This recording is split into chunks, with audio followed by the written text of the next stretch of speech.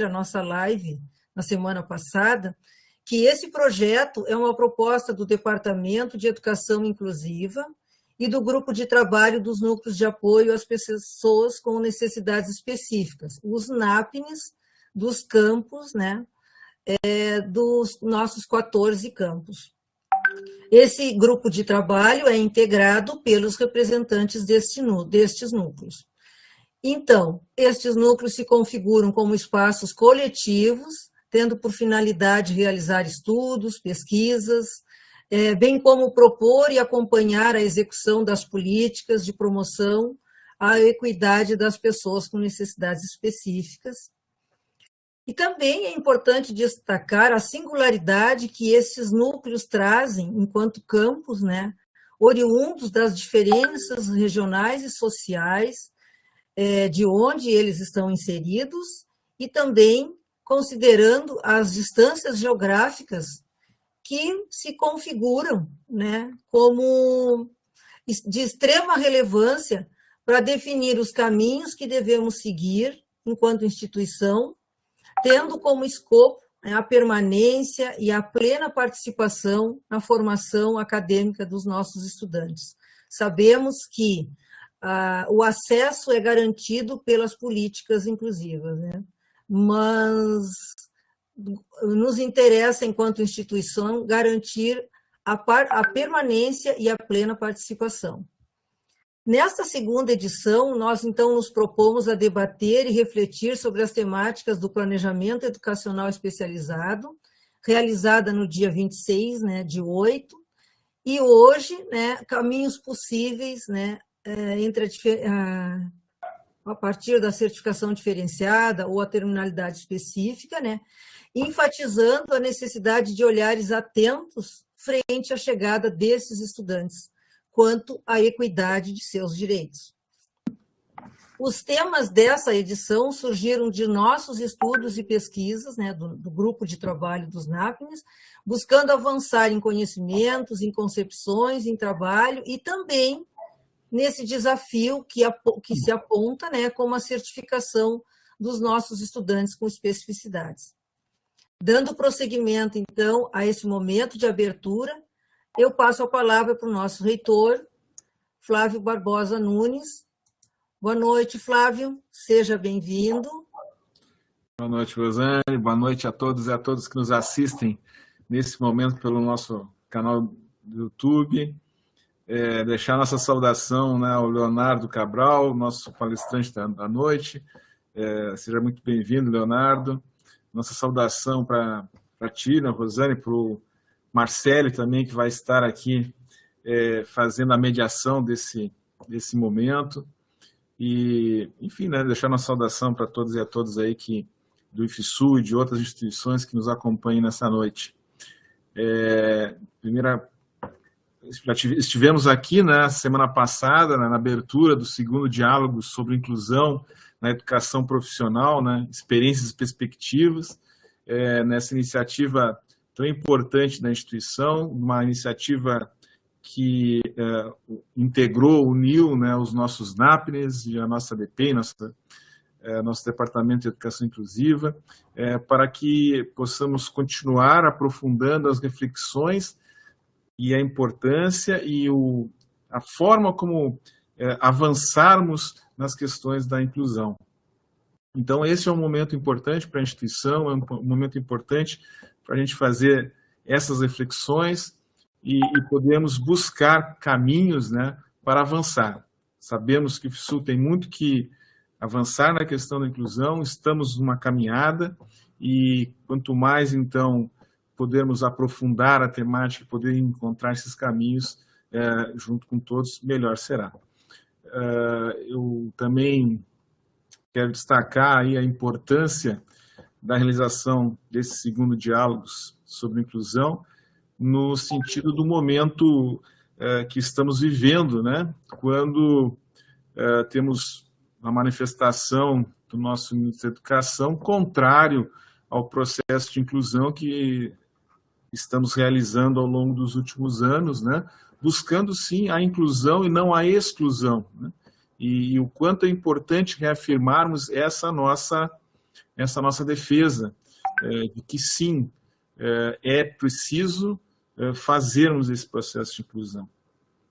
E, nesse sentido, mais uma vez, o segundo Diálogos sobre Inclusão vem a fortificar essa posição, vem a buscar caminhos para solidificar cada vez mais ela. E nos mostrarmos, então, sempre muito contrários a esse tipo de pensamento, né, que retroage, que fica um pensamento retrógrado diante da necessidade de avançarmos com políticas efetivamente de inclusão para aquelas pessoas que precisam ter esse olhar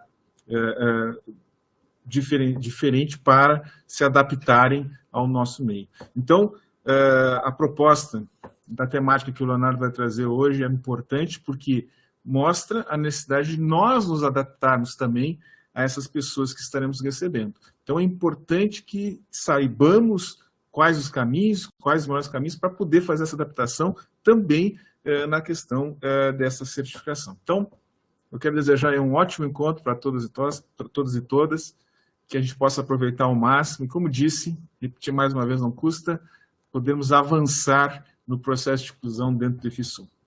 Um grande abraço, um bom encontro para cada um e para cada uma. Tchau, tchau. Bom, gostaríamos de agradecer a presença. Hoje temos também muitos institutos, né, de outros estados. Nós temos os nossos campos presentes aqui, Campus Bagé, Lajeado, Gravataí, Sapucaia, Campus Jaguarão, Sapiranga, Pelotas, Campus Charqueadas, Campus Venâncio Aires, e temos também o pessoal de outras regiões do Rio de Janeiro, de Londrina, no Paraná, do Instituto Federal do Espírito Santo, do IFE Pará, Campus Jacareí, do IFE São Paulo, né? Enfim, sejam todos bem-vindos à nossa instituição, que tenhamos um excelente momento de aprendizagem, que com certeza, né, será, né? E retomando a minha fala, então, eu divido esse momento, então, com o colega Marcélio Adriano Diogo, Célio, que hoje está à frente do Departamento de Ensino do campus Sapucaia do Sul, mas que foi até junho nosso colega, né, que muito estudou conosco, dividiu grandes momentos, né, Marcélio, no GT, né, no grupo de trabalho dos NAPNS. E o Marcélio, ele é graduado em licenciatura em matemática pela Universidade do Vale dos Sinos, mestre em ensino da matemática pela Universidade Federal do Rio Grande do Sul, pós-graduado em atendimento educacional especializado pela Universidade do Rio Grande do Sul, a UERGS, e doutorando em ensino de ciências e matemática pela Universidade Luterana do Brasil, a UBRA, Campus Canoas. Então, Marcélio, seja bem-vindo aqui hoje juntos novamente. É sempre um prazer enorme estar contigo, dividindo esses momentos aqui. E agora, então, nós vamos ao nosso painelista, né? O professor Leonardo Cabral, que é professor adjunto da Universidade Federal de São Carlos, em São Paulo, vinculado ao Departamento de Psicologia e ao quadro de docentes do Programa de Pós-Graduação em Educação Especial. Leonardo, essa luta é antiga, né? Líder do grupo de pesquisa Identidades, Deficiências, Educação e Acessibilidade. E o professor também compõe a diretoria da Associação de Pesquisadores em Educação Especial. Pós-doutorado em Educação Especial pela Universidade Federal de São Carlos. É um sonho de consumo, né? Essa formação, né? Nessa trajetória, quando a gente escolhe essa temática. Doutorado pleno na Universidade de Roma, Foro Itálico, em Culturas, Deficiência e Inclusão, Educação e Formação, e titulação adjunta de Dr. Europeas, pela Comissão Europeia. Olha, nós queremos registrar uma imensa alegria e satisfação de estar, né, com o professor Leonardo essa noite, em tê-lo conosco, em poder ouvir o que ele nos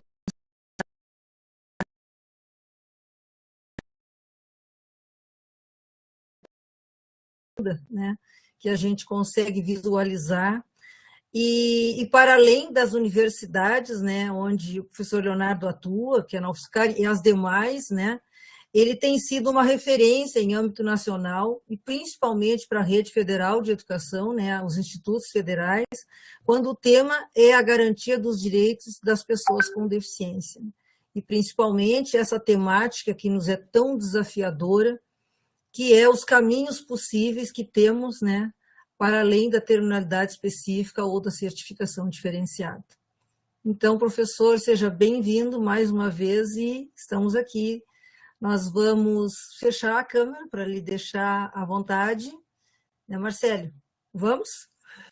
Sim, sim. E quando tem bastante tempo para conversar e quando estiver mais próximo a gente retorna. Se precisar de alguma coisa, pode nos chamar por aqui, tá bem? Um excelente evento para todos nós. Bom, professora Rosane Bon, muito obrigado pelas palavras, pelo acolhimento. Expresso meus agradecimentos ao Instituto Federal, sul-rio-grandense, particularmente na pessoa do magnífico reitor, professor Dr. Flávio Nunes, da professora Rosane Bon e Marcélio Adriano, das tradutoras e intérpretes desta noite, Alexandra e Francine, aos diretores e chefes de ensino e aos profissionais e estudantes dos 14 campi do Instituto, distribuídos em 13 municípios do Rio Grande do Sul, particularmente aqueles com os quais pude estabelecer diálogos prévios para compreender as demandas e desenharmos juntos esse encontro. Eu me audiodescrevo, né, eu sou uma pessoa de pele clara, tenho cabelos castanhos escuros, curtos, eu uso barba, rente à pele, estou vestindo uma camisa branca e ao fundo uma parede marrom com um quadrinho de flores atrás. Para mim, eu fiquei muito feliz com o convite pelos desafios que a gente tem encontrado, inclusive nessa temática, né? Certificação diferenciada, né?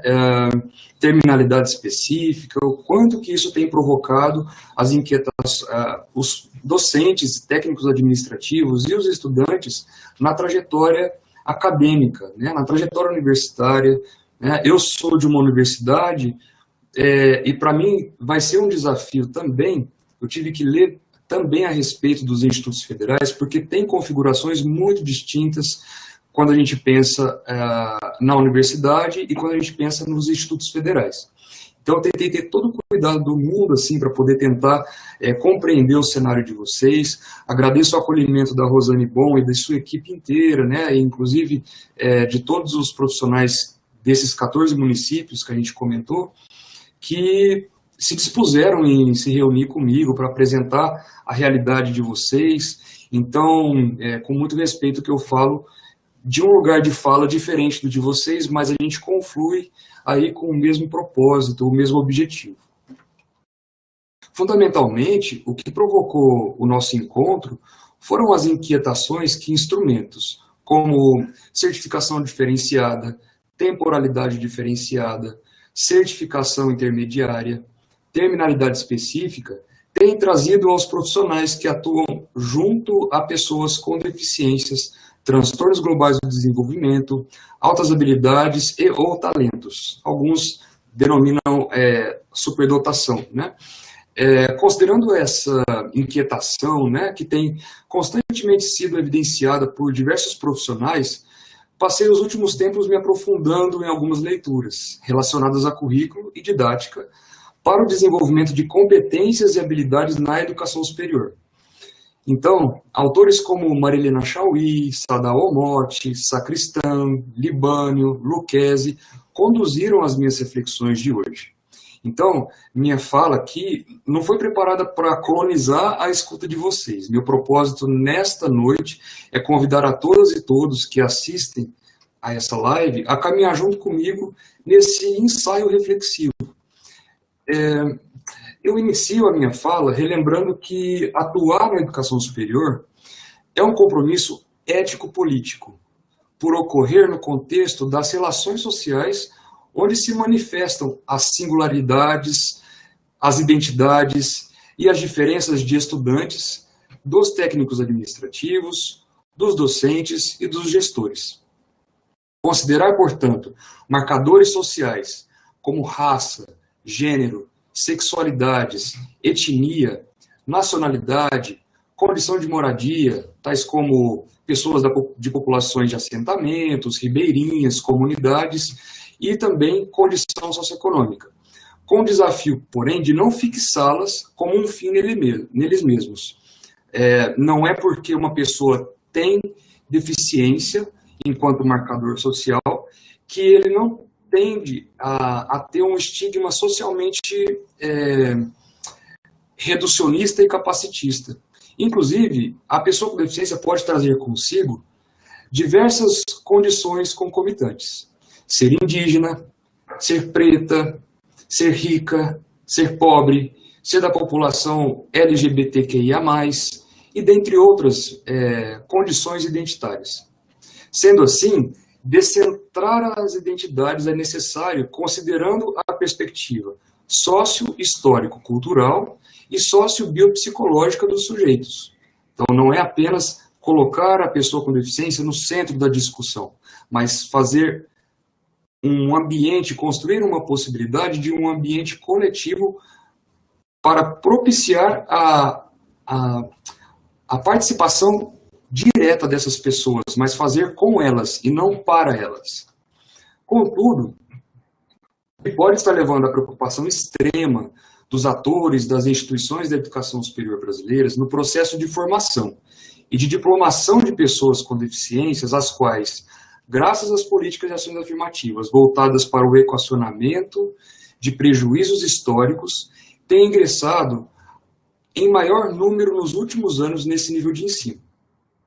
Seria a própria concepção de deficiência? Em nossa prática pedagógica e gestão institucional, será que ainda tendemos a distanciar deficiência de competência e habilidades, como se uma pessoa com deficiência não tivesse condições de desenvolver competências e habilidades? Trago essas reflexões porque a gente está pensando aí em certificação.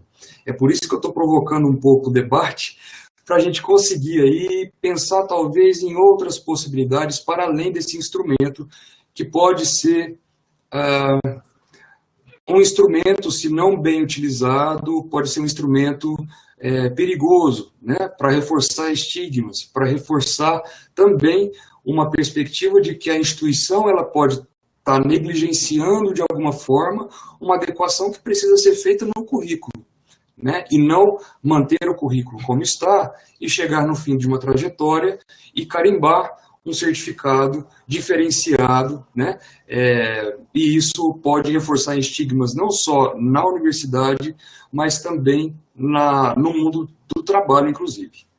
Considerando as dúvidas dos colegas em constantes diálogos, acredito que seja importante destacar a diferença entre competência e habilidade, porque é com base nelas, né, que vocês estão pensando em construir esse instrumento que valide, né, de certa forma, o que foi percorrido por esses sujeitos. Por isso, tem movido alguns a pensarem em estruturar um diploma diferenciado, com a discriminação desses elementos em alguma parte desse documento, particularmente no que tange à pessoa com deficiência, ao invés da diferenciação curricular na perspectiva da acessibilidade. Assim, compreendo que ficaria muito vago partirmos diretamente sobre essa questão, sem sentirmos a teia em que estamos imersos. Pois bem, o desenvolvimento de uma competência, qualidade complexa, exige uma reunião de um conjunto de habilidades simples. Então, competência e habilidade diferenciam-se pela abrangência. A competência ela é mais abrangente que a habilidade. E também pela relação de dependência de uma para com a outra. Então, competências e habilidades são modos de fazer algo, considerando-se recursos, sejam eles cognitivos, afetivos, motores, de comunicação, etc., e procedimentais, como os aspectos metodológicos, que implicam em ação. Assim, a configuração da competência desejada ela vai orientar o educador e o educando nas tarefas de ensinar e aprender conteúdos configurados no currículo. Do ponto de vista do educador, ensinar o que e como. Já no ponto de vista do educando, aprender o que e como. A depender da cultura, não há essa separação entre quem ensina e aprende. O verbo utilizado é ensinamos, ou todos aprendemos também. É uma coletividade. Dita essa primeira aproximação sobre competências e habilidades, do planejar ao avaliar, o que temos? Né? O que a gente tem dentro do processo de planejar até avaliar? Porque é com base nessa avaliação que a certificação diferenciada, terminalidade específica, vai ser pensada. Né? Uma coisa é certa, sem ações pedagógicas planejadas, não há avaliação da aprendizagem. O campo de conhecimento denominado tecnologia instrucional, que a gente tem discutido aqui na conhecimento, que prevê 5 dimensões fundamentais. O planejamento, o desenvolvimento e a utilização de recursos e estratégias, o gerenciamento desse processo e a avaliação também do processo, e não apenas do fim. O ato de planejar previamente, eleger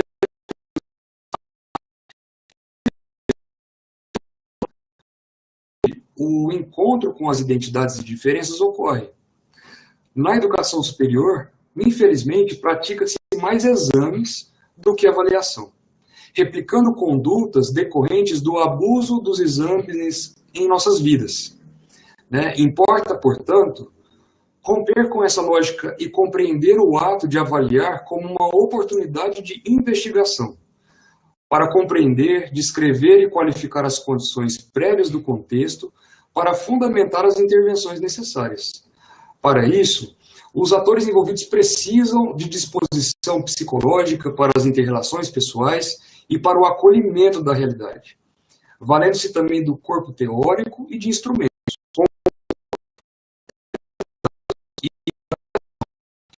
Inclusive, as atividades e os programas de extensão, bem como os estágios, são fundamentais para potencializar a investigação, a compreensão, a intervenção na realidade, desenvolvendo e ampliando a consciência sobre conteúdos socioculturais na formação do educando. Estamos formando educandos como sujeitos, sujeito cidadão, estruturando as relações com o eu com o outro e o eu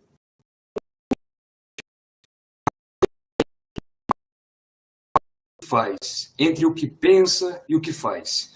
Não basta a gente falar que a gente inclui ou quer incluir, sendo que a gente não se desloca também para poder compreender a diferença do outro.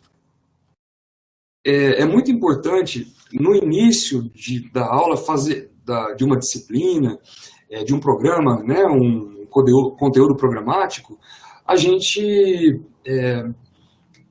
fazer um diagnóstico da classe, demorar umas 2 semanas fazendo esse diagnóstico da classe. Pode ter um planejamento prévio, mas um planejamento que seja flexível para as identidades daquele contexto. E cada classe tem a sua multiplicidade de identidades, de diferenças. Então, muitas vezes a gente fica pensando que a gente tem que seguir como uma cartilha o conteúdo programático fosse o ensino. Ele não é uma transmissão de conhecimento e nem somente o desenvolvimento e a exercitação, né, das capacidades e habilidades. Em vez de separar as duas coisas, a gente tem que combinar a assimilação ativa pelos alunos, baseado nos conhecimentos apreendidos e vivências. Quantas vezes a gente fica na sala ignorando talvez um repertório riquíssimo que os alunos têm, né? É lógico, uma turma com muita gente, é difícil a gente compreender as especificidades de cada um, mas é importante que a gente incentive, estimule esses repertórios prévios para que enriqueça, inclusive, a constituição e a formação de um profissional cidadão. Do contrário, vai ser um cidadão tecnicista, ou, na verdade, um profissional tecnicista.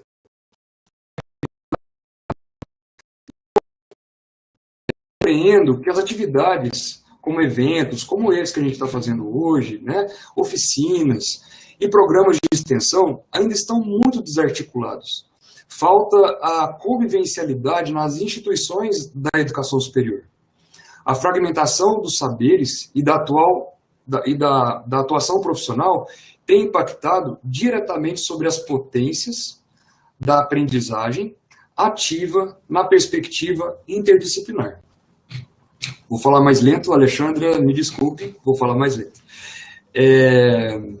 Entendo que uma instituição da educação superior pode-se, assim, buscar, né, assegurar uma organização de gestão e administração, com participação democrática de todos os elementos envolvidos no processo de tomada de decisões. E na articulação entre universidade, território, famílias, órgãos da administração do sistema, tudo isso considerando a participação,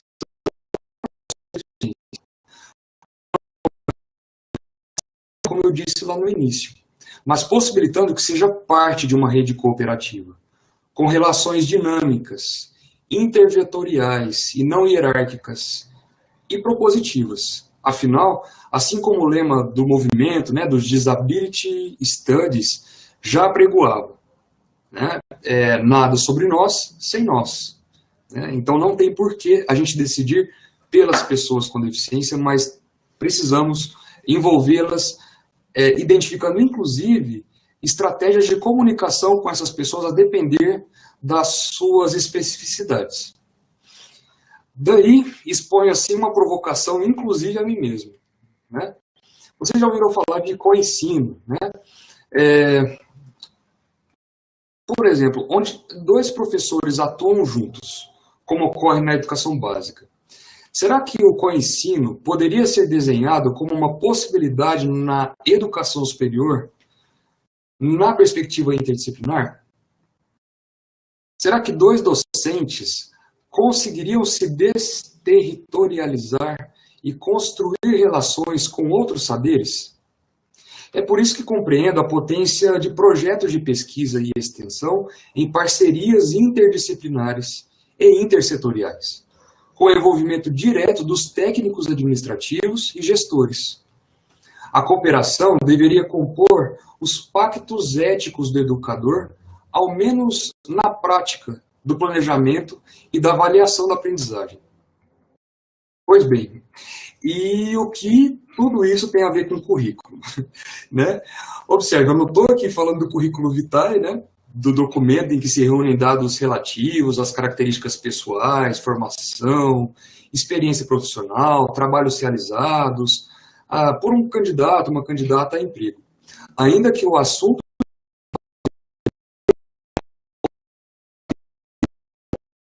pessoas com deficiência. Vamos compreender o currículo aqui, né, como uma trajetória, né, do latim currir. Além disso, eu me apoio no posicionamento do sacristão. Eu fiz algumas leituras, inclusive, para me organizar, para falar com vocês, e eu concordo com a definição de currículo, que sofre mudanças na sociedade, levando em conta os aspectos políticos, econômicos e sociais, considerando-se as seguintes dimensões: o currículo prescrito, né? O currículo apresentado aos professores, o currículo moldado pelos professores, o currículo em ação, o currículo realizado e o currículo avaliado. Lembra da tecnologia instrucional que eu falei para vocês sobre do planejar ao avaliar? É esse processo de flexibilização do currículo no processo de implementação, de implantação,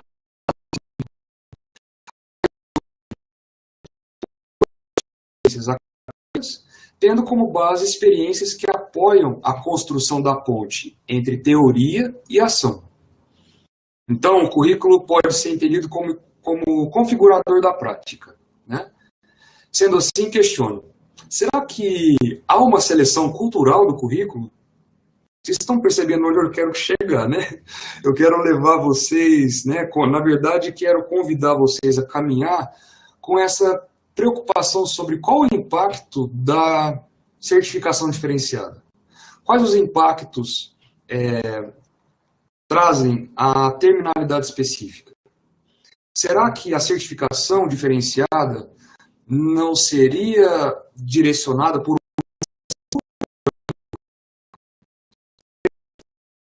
porque estamos formando sujeitos para as sociedades e não apenas para um local específico, né? Somos de uma instituição federal, né? Federalizada, que para produzir oportunidades de construção cidadã.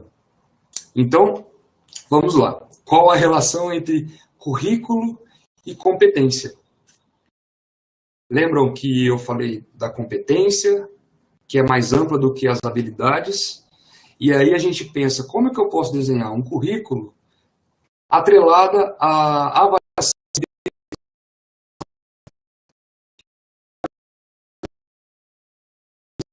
certificação diferenciada, etc., à luz, aí, ou à sombra, né, em que essas diretrizes estão inseridas. É preciso contextualizar a nossa caminhada. Estamos muito presos, né, às diretrizes nacionais, como se a gente fosse que seguir uma cartilha, né? E a gente precisa entender como que essas diretrizes são constituídas, inclusive. Os bastidores de constituição, do desenvolvimento, da elaboração de diretrizes, carregam um monte de perspectivas diferentes, reunidas em um mesmo documento, e que na hora de traduzir na prática, isso gera muita dúvida, muita insegurança a todos nós profissionais, né?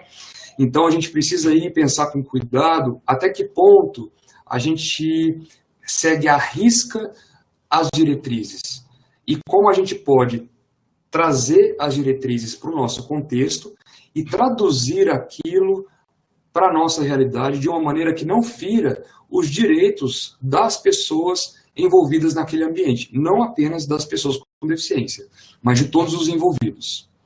Então, eu retomo aqui uma fala da Marilena Chaui, filósofa, né, que estudou, inclusive, com Florestan Fernandes, com Bento Prado, né, com Raduan Nassar, e ela traz uma condição de trazer a ideologia da competência, né?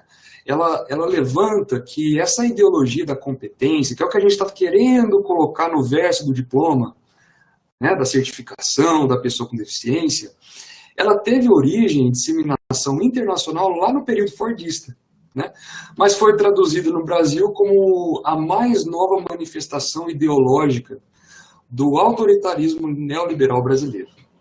Estou aqui para provocar mesmo, viu, gente? Depois a gente vai abrir para o debate, mas é uma inquietação, né? Vem assim, visceral quase, o quanto que esse assunto é importante de trazer para o debate, né? E obrigado ao Instituto mais uma vez por essa oportunidade de poder dialogar com vocês. Naquela época, né, à sombra do AI-5, né, a educação superior foi autoritariamente reestruturada sob 3 pilares ditatoriais tecnocratas: segurança, integração e desenvolvimento nacional.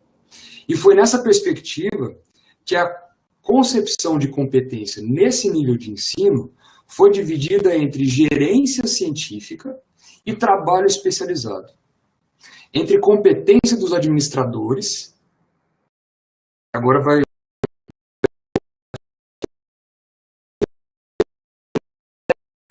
controlados e dirigidos.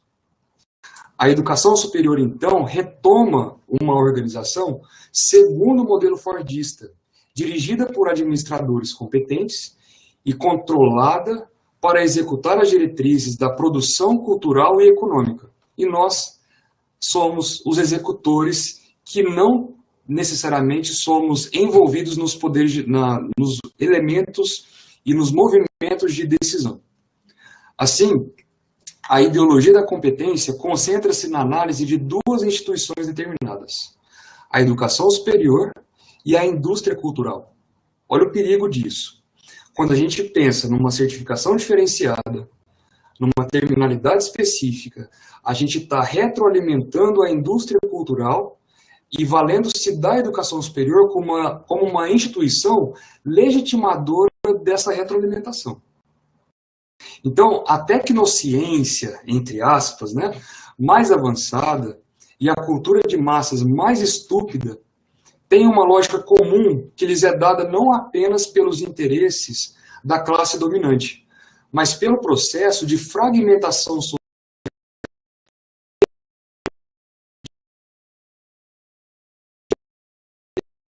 como Bauman falava, né? Então, mesmo compreendendo que a ideologia é um conjunto lógico, sistemático e coerente, né, de representações, aí, pensando em ideias e valores, e de normas ou regras de conduta que indicam e prescrevem aos membros de uma sociedade o que devem pensar, como devem pensar, o que devem valorizar e como devem valorizar, o que devem sentir e como devem sentir, o que devem fazer e como devem fazer. Ela é, portanto, um corpo explicativo, a ideologia, né, no caso das representações, e prático, quando a gente pensa em normas, regras, preceitos, de caráter prescritivo, normativo, regulador, cuja função é dar aos membros de uma sociedade dividida em classes uma explicação racional para as diferenças sociais, políticas e culturais, sem jamais atribuir tais diferenças à divisão da sociedade em classes a partir das divisões na esfera da produção econômica. Pelo contrário, a função da ideologia é ocultar essa divisão social de classes, a exploração econômica, a dominação política e a exclusão cultural, oferecendo aos membros da sociedade o sentimento de identidade social, fundada em referenciais identificadores como a humanidade, a liberdade, a justiça, a igualdade, a nação, né? Então a ideologia é a difusão para o todo da sociedade das diversas ideias e dos valores da classe dominante, como se tais ideias e valores fossem universais e aceitos como tais por todas as classes.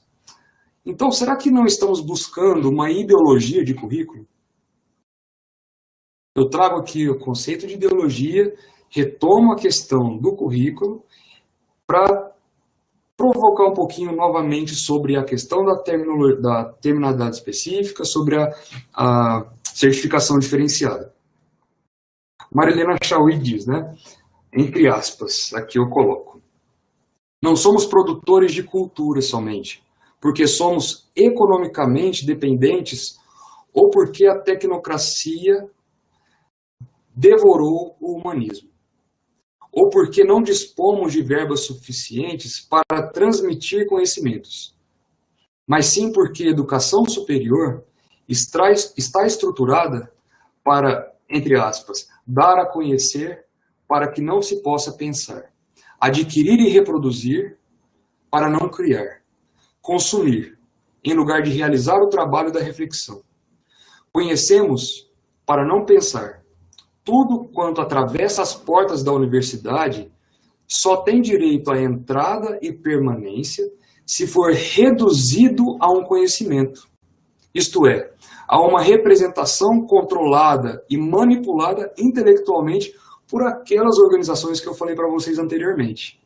É preciso que o real se converta em coisa morta para adquirir cidadania universitária. Isso é gravíssimo. A gente acaba deslegitimando a própria identidade e diferença quando a gente tenta enquadrar os sujeitos em determinadas classificações de competências e habilidades.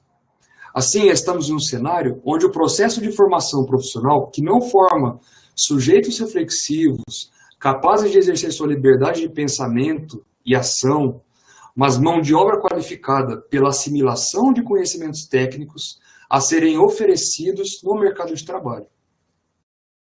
Assim, a educação superior passa a ser administrada para formar profissionais competentes e um exército de reservas de supostos incompetentes lutando pelo reconhecimento das suas competências.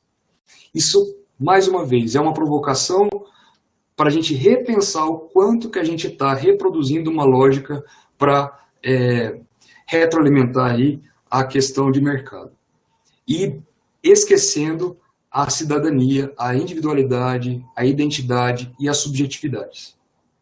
Sob a sociedade do conhecimento, né, que as nossas instituições se configuram, que viria para alargar a liberdade de pensamento dos indivíduos e fortalecer os processos de democratização nos âmbitos nacional e internacional, a indústria cultural contemporânea instaura um processo de controle nacional e internacional de profissionais em formação e formados que, fascinados com a grade, entre aspas, curricular, lutam por sua servidão como se estivessem lutando por sua liberdade. Já dizia Rubem Alves, né? A grade curricular aprisiona. E a gente está nessa prisão sem estourar a bolha, né? A mente, moldada pela grade curricular, exprime um corpo moldado por elementos que compõem a ideologia da competência, com meras técnicas vendidas na educação superior e assimilada pelos corpos dos sujeitos como se fossem seus órgãos indispensáveis, denotando e conotando a transformação dos estudantes em ciborgues, né? Como superar isso? A convivencialidade nas construções e reformulações, talvez? Será que a gente trazer a pessoa com deficiência e as outras representatividades de minorias político-sociais fariam a diferença nesse processo? É necessário a inter-relação dos atores em toda essa linha de montagem, entre aspas, do programa curricular. Então, para libertar-se desse perigoso sono dogmático, né, que estamos, precisamos elaborar uma nova crítica, uma nova fenomenologia dessa percepção.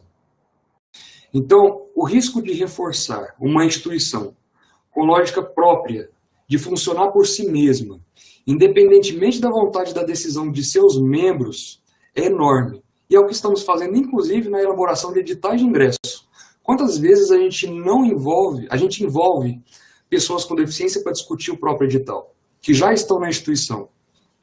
Sobretudo quando se percebe essa dificuldade em uma instituição onde se fortalece, né, uma cristalização moral e ética desse contexto.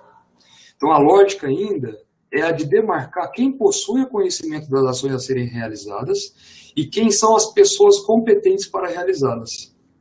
Nessa perspectiva, a organização é a competente, enquanto os estudantes são os incompetentes, objetos sociais conduzidos, dirigidos e manipulados pela organização. Ou seja, estamos formando incompetentes, entre parênteses eu coloco, executores, e avaliando-os com critérios de competentes, administradores. Então, onde estão os sujeitos analíticos críticos no processo de construção e participação do currículo para que se rompam as grades curriculares? Acredita-se ainda que é mais eficaz que cada trabalhador tenha uma função muito especializada e não realize todas as tarefas para produzir um objeto completo. É o que chamamos de gerência científica, né? Ou seja, depois de despojar o trabalhador do conhecimento da produção completa de um objeto, a organização divide e separa os que possuem tal conhecimento, os gerentes e administradores, e os que executam as tarefas fragmentadas, os trabalhadores, os estudantes. Então, a lógica do trabalho universitário ainda faz a separação entre os que têm competência para dirigir e os incompetentes, que só sabem executar. A ideologia da competência realiza a dominação pelo descomunal prestígio e poder do conhecimento científico-tecnológico, ou seja, pelo prestígio e poder das ideias científicas e tecnológicas. É o que acontece com a perspectiva dos profissionais da área da educação especial ou que atuam, né, nos setores dedicados à promoção da acessibilidade. Quantas vezes, né, tende-se a delegar aí para esses setores, os núcleos de acessibilidade, né, nos institutos federais, os NAPNES, uma questão que é inerente à comunidade universitária. Mas o que se faz? Delega para o especialista, né? Então, a lógica fordista ainda está mais presente do que percebemos. Então, depois de invalidar os indivíduos e as classes sociais como sujeitos da ação, procura revalidá-los, mas o faz tomando-os como pessoas ou indivíduos privados. E aí a gente chama de competência privatizada, né? Nessa perspectiva, né, na medida em que somos invalidados como seres competentes, tudo precisa nos ser ensinado, entre aspas, cientificamente. Esse discurso competente exige que interiorizemos suas regras e valores, se não quisermos ser considerados lixo e detrito. Essa modalidade da competência é inteiramente absorvida pela indústria cultural e pela propaganda, que passam a vender signos e imagens, inclusive do profissional modelo, né? Então, em uma instituição de padronização dos incompetentes, onde estaria a produção da deficiência nos processos avaliativos? Então, onde a pessoa com deficiência é colocada quando a gente pensa num instrumento que pode demarcar um estigma? Então, se reunimos o discurso competente da organização e dos especialistas, veremos que estão construídos para assegurar dois aspectos hoje indissociáveis no modo de produção. O discurso da organização afirma que só existe racionalidade nas leis do mercado. E aí eu pergunto para vocês, será que tem alguma relação aí com as diretrizes curriculares? O discurso do especialista afirma que só há felicidade na competição e no sucesso de quem vence. Será que tem alguma relação dessa afirmação no que estamos buscando fazer com esses instrumentos, tais como terminalidade específica ou certificação diferenciada? Na medida em que essa ideologia está fundada na desigualdade entre os que possuem e os que não possuem o saber técnico-científico, este se torna um lugar preferencial da competição entre indivíduos e do sucesso de alguns deles contra os demais. Então, isso se manifesta não só na busca, né, do diploma universitário, a qualquer custo, né, mas também na nova forma assumida pela universidade, pelos institutos federais, como uma organização destinada não só a fornecer diplomas, mas também a realizar suas pesquisas segundo as exigências e demandas das organizações empresariais, isto é, do capital. Dessa maneira, a universidade, os institutos federais, a educação superior como um todo, têm retroalimentado a ideologia da competência, despojando-se de suas próprias atividades, que é a formação crítica, e também a pesquisa e a extensão. Na educação superior, é fundamental que consideremos as habilidades acadêmicas e não acadêmicas, além das habilidades pessoais, comunicação, política, persuasiva, autoria crítica e autocrítica, né? Além das novas alfabetizações, que a gente pode falar da alfabetização midiática, né? a alfabetização civil, a alfabetização do discurso, pessoal, comunitária, visual, de escuta, avaliadora, pedagógica, né? E a gente fala aí também da dita fluência tecnológica e também da habilidade de reconstrução das informações disponíveis, né? Então, meio que indo aí para o encerramento, enquanto critérios para a avaliação da aprendizagem, qual a concepção de educação que temos? O que desejamos com nossa prática educativa? Qual a concepção de educando que temos? Quem é? Como será olhado? Como será levado seu processo psicológico, né? Como será levado em consideração esse seu processo? Sua bagagem sociocultural, seu modo de relacionar-se e suas possibilidades? Quais as necessidades a serem atendidas e não remediadas lá no estigma da certificação. Qual o objetivo do ensino? É teórico? É teórico-prático? É só prático? Qual o desempenho desejado? Operará com operações mentais ou somente com informações? Quais os conteúdos necessários e selecionados? Em que nível esses conteúdos serão tratados? Qual o nível de exigência de desempenho do conteúdo selecionado? Né? Então, essas considerações justificam a necessidade de uma sólida preparação profissional face às exigências colocadas pelo trabalho docente e mostram também a importância da formação inicial e continuada e os desafios para os concursos e processos seletivos de contratação. Né? Concepções de didática, de currículo, de deficiência, de diversidade sexual e de gênero, de identidades e questões étnico-raciais, dentre outras minorias político-sociais. Né? Uma das críticas que eu costumo fazer é o próprio processo de contratação desses profissionais que vão dar aula. Né? Ok, eu sou da área de humanas, mas será que as outras áreas do conhecimento não poderiam incluir questões relacionadas à cidadania em todas as áreas do conhecimento, pensando que a gente está formando profissionais cidadãos e não profissionais tecnicistas? Então, a própria contratação de profissionais pode estar retroalimentando uma perspectiva tecnicista. Né? Então, nos dias atuais, a cidadania se torna competência. Então, ninguém avalia se a pessoa tem elementos cidadãos. Né? Mas a gente precisa pensar que esse guarda-chuva, cidadania, ela se torna competência.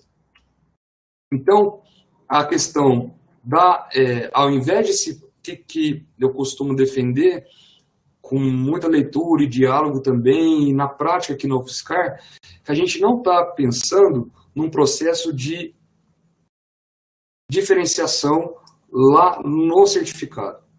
Né?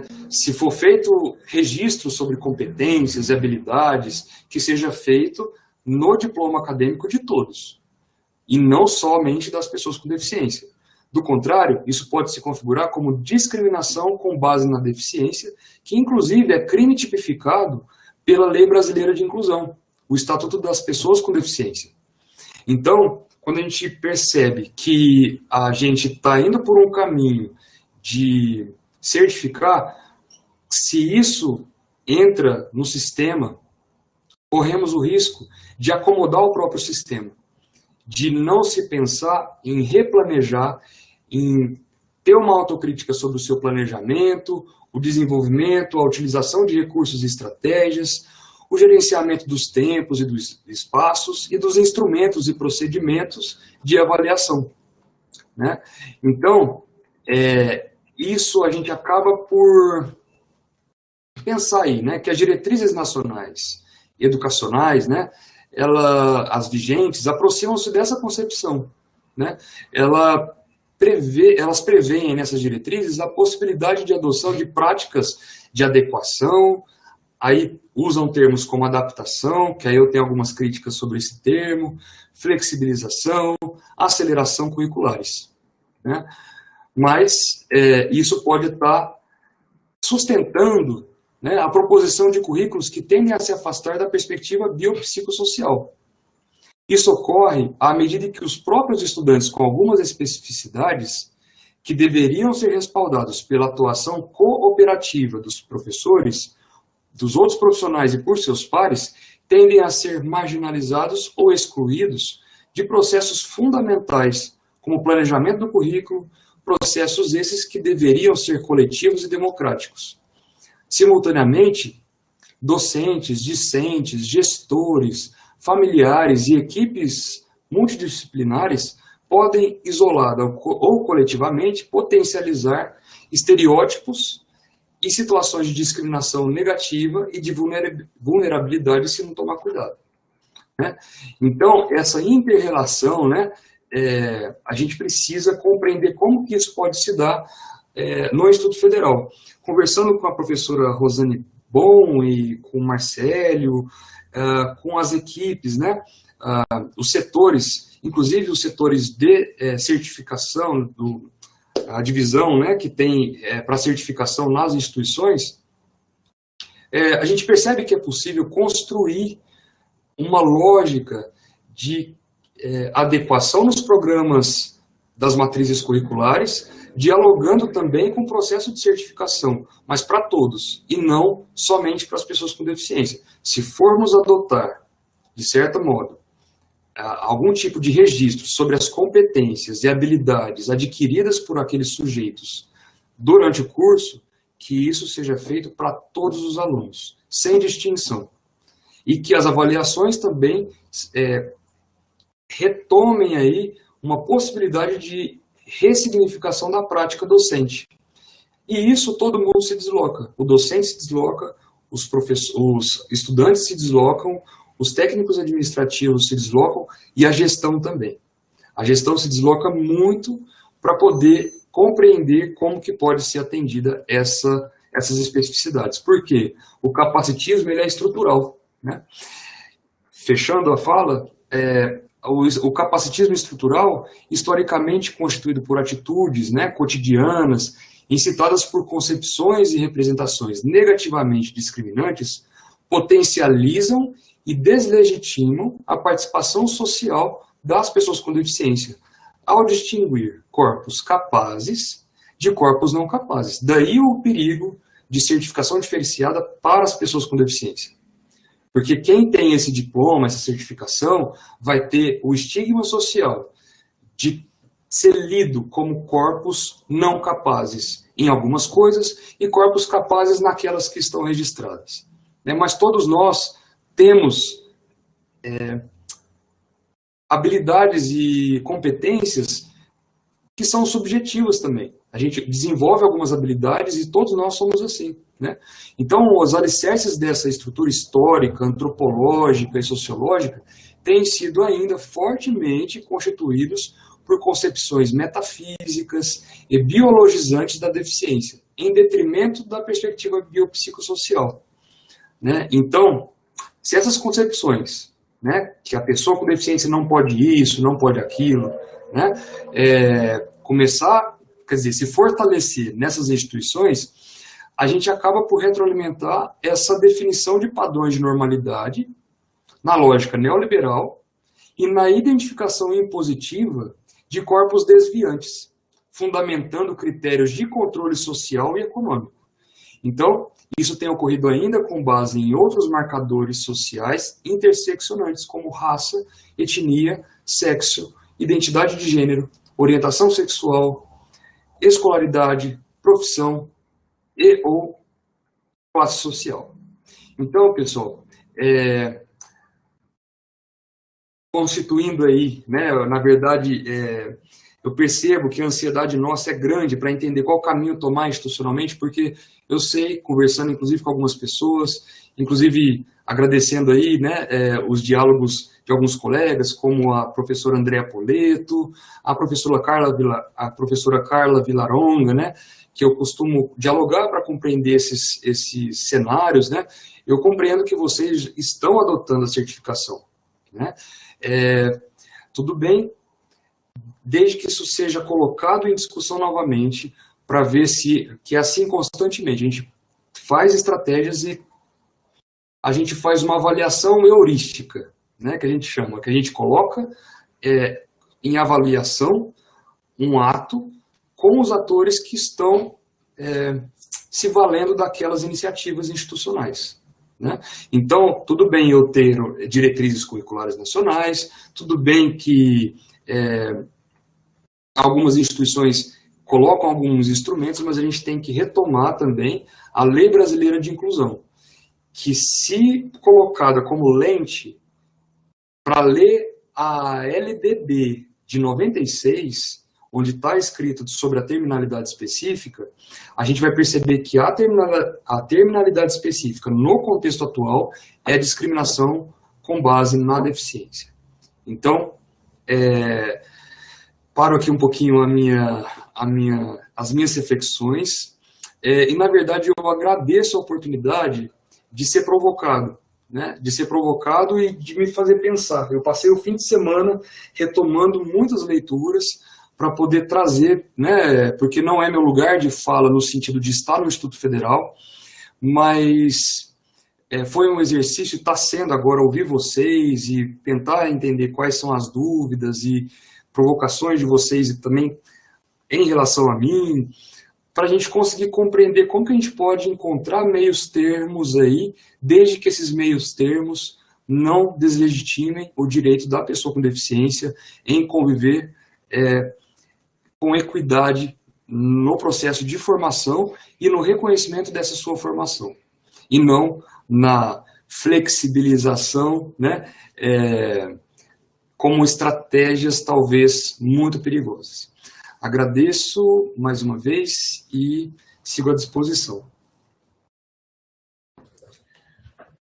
Leonardo, as suas provocações assim são sensacionais. Então, a gente não esperava respostas mesmo para a pergunta, o que fazer, que seria o ovo de Colombo, né? Como enfrentar essa crescente chegada dos estudantes com deficiência nos cursos técnicos e nos cursos superiores. Eu tenho um dado aqui que nos cursos técnicos, as pessoas com deficiência de 2016 para 2020 aumentaram 222%. Isso com base no censo, né? E o censo eu ainda tenho restrições assim aos números porque eles ainda mascaram algumas situações. Mas de 2.500 para 8.000 pessoas com deficiência. Só a deficiência intelectual ficou multiplicada por 4 de 2016 para 2020.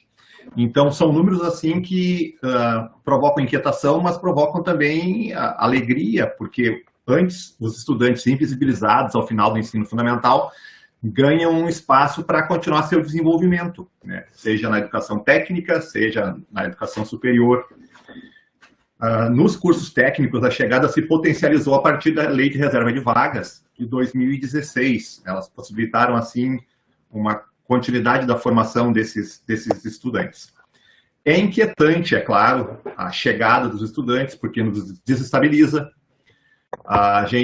Eu gosto daquela referência, quem roubou meu queijo, né? Eu sabia o que fazer todo dia e, de repente, na sala de aula, eu não tenho mais aquela suposta homogeneidade que eu sempre sonhei ter. Quantas vezes a gente chega no final do ano letivo e não sabe se o estudante é 5 ou 6, sendo que 6 ele está aprovado, 5 ele está reprovado, e tu fica naquela dúvida o que fazer. Então, muitas vezes, o estudante que atingiu as habilidades mínimas para um professor pode não ter atingido para outro professor segundo outro prisma de entendimento. Então, passa muito pela formação humanística do professor o contato com essa diversidade crescente dentro da sala de aula. E eu acompanhei a tua explicação, tu cercou completamente assim a pergunta-chave, né? A terminalidade específica ou certificação diferenciada é uma prática excludente ou inclusiva? De que ponto a gente pode abordar para responder essa pergunta? E de que ponto a gente pode partir para compreender a chegada desses estudantes dentro dos cursos técnicos e superiores sobre um outro aspecto, não tanto do capacitismo, que está arraigado na gente, né? Quer dizer, é uma geração ou duas que precisam para isso ser suplantado. E nós estamos ainda na metade de uma geração desde a chegada dos estudantes com deficiência nessas classes. Então, diante desse fenômeno da chegada, felizmente, contínua a chegada dos estudantes dentro dos cursos técnicos. Eu vou abordar mais os cursos técnicos porque faz parte da nossa realidade. Grande parte das pessoas que estão assistindo tem essa expectativa, assim. Eu, no campus aqui de Sapucaia do Sul, fiz uma campanha para mobilizar os servidores e docentes para que pudessem assistir essa reflexão, para poder continuar as discussões ao longo das próximas semanas, para a gente poder chegar assim num encaminhamento. Como fazer a certificação diferenciada, se ela deve ser feita, de que modo deve ser feita, com que base ela deve ser feita. Então, tu falou ao longo da tua fala da diferenciação curricular, acessibilidade curricular, adaptação curricular, esses sinônimos que às vezes não são sinônimos. Então, para trazer uma inquietação, Leonardo, que muitos têm sobre acessibilidade curricular em comparação com a adaptação curricular. Quando eu construo uma casa, e essa casa tem que ser adaptada, essa casa não foi planejada para aquele público que está frequentando ela. Então, se é um cadeirante, ele vai ter que ter uma rampa construída fora de lugar para poder acessar a casa, ter os móveis em uma configuração diferente. Se ela foi planejada toda do início para acessibilidade, então a acessibilidade está estabelecida como projeto dentro daquela casa e daquela instituição. Então, para iniciar as provocações, Leonardo, esses termos, adaptação, adequação, diferenciação, flexibilização, acessibilidade curricular, muitos consideram somente com sinônimos, modos iguais, modos diferentes de falar sobre o mesmo assunto. Então, sob o teu ponto de vista, assim, conceitualmente eles são diferentes. E de que modo ele pode ser, nas disciplinas técnicas, principalmente, considerados para proporcionar uma formação que os professores acham adequado para as habilidades que o estudante tem que desenvolver em cursos técnicos. Então, começa por aí. Perfeito, Marcelo. Essa inquietação, ela tem vindo à tona, né? Essa questão conceitual, né? É importante a gente pensar como a gente traduz o termo na prática também. Eu acho que, para além da palavra em si, a gente precisa compreender como que a gente traduz a palavra na prática. E como você disse, né? A adaptação costuma ser aquele sintoma de que algo não foi planejado em uma perspectiva que acolhe a diversidade, né? Pode até ter se pensado, não dá para derrubar a casa, tem que fazer uma adaptação, né? É um processo. E hoje a gente está fazendo adaptação, muitas vezes, porque o que aconteceu na educação básica, na década de 90, sobretudo, né? Que os professores da educação básica começaram a receber um grande número de estudantes com deficiência, está acontecendo agora na educação superior. Né? Então, quase como se fosse um estado de emergência, né? Nossa, está tendo muita diferença aqui na minha sala, eu tenho que adaptar. É melhor adaptar agora do que repensar a maneira de eu fazer do zero, né? Então, todos nós temos repertórios docentes, né? Temos repertórios de discentes também, de estudantes. E como que a gente resgata isso quando a gente se depara com essa diferença? Então, ou eu vou partir para a adaptação, que é fazer o puxadinho no fundo da casa, né? Eu vou ali e faço essa adaptação, né? Quando eu penso em adequação,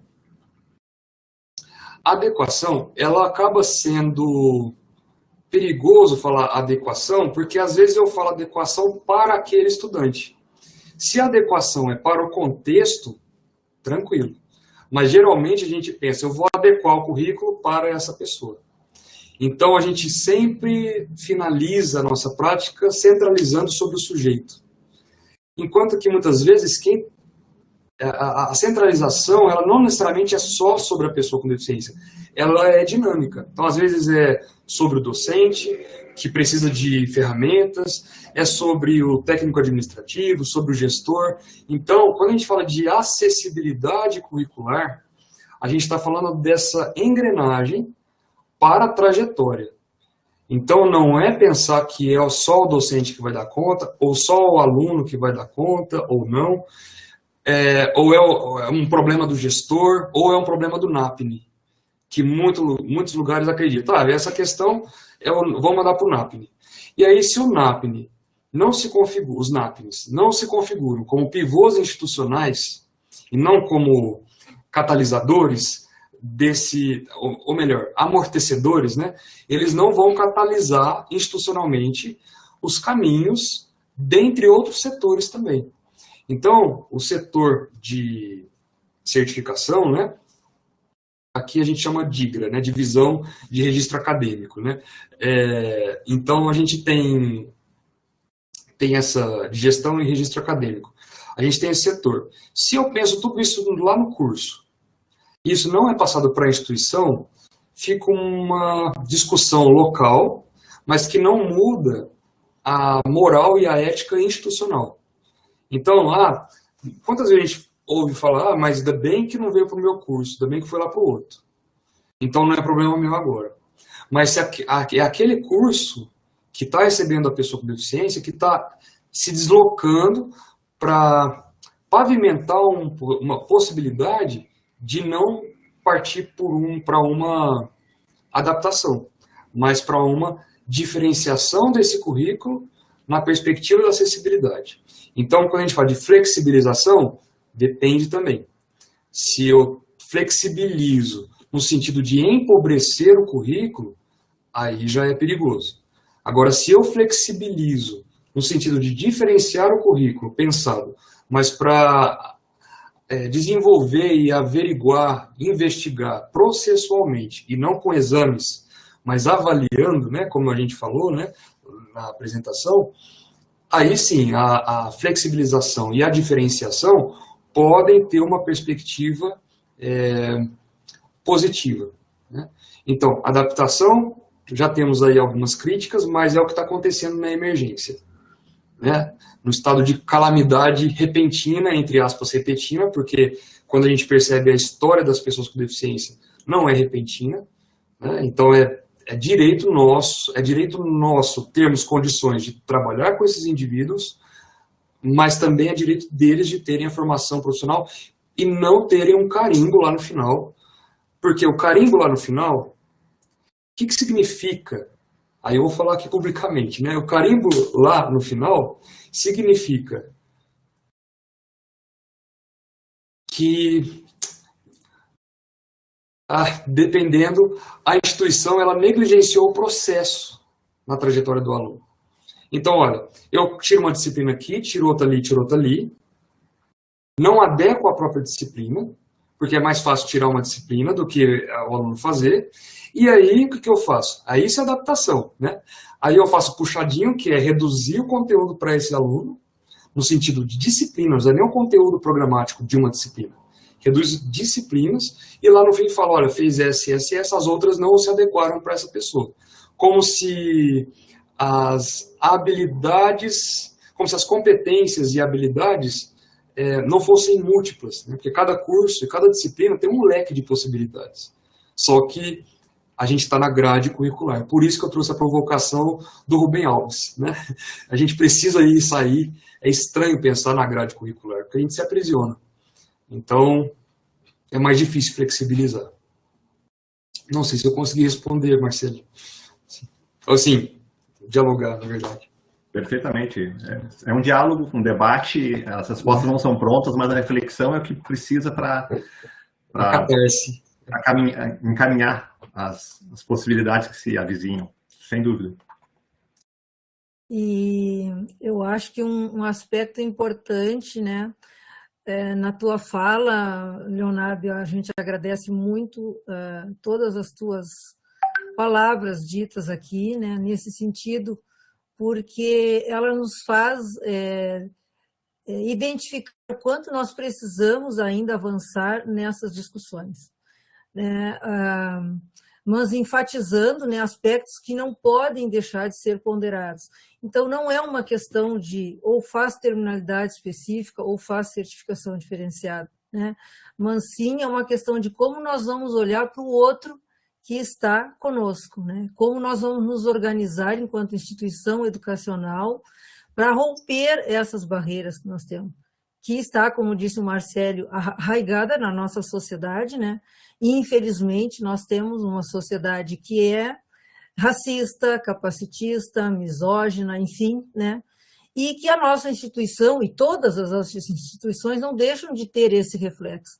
Então, a primeira pergunta, né, que fizemos mas como é que a gente faz a terminalidade, né, desse sujeito tão estranho que chegou e que eu não sei lidar com ele?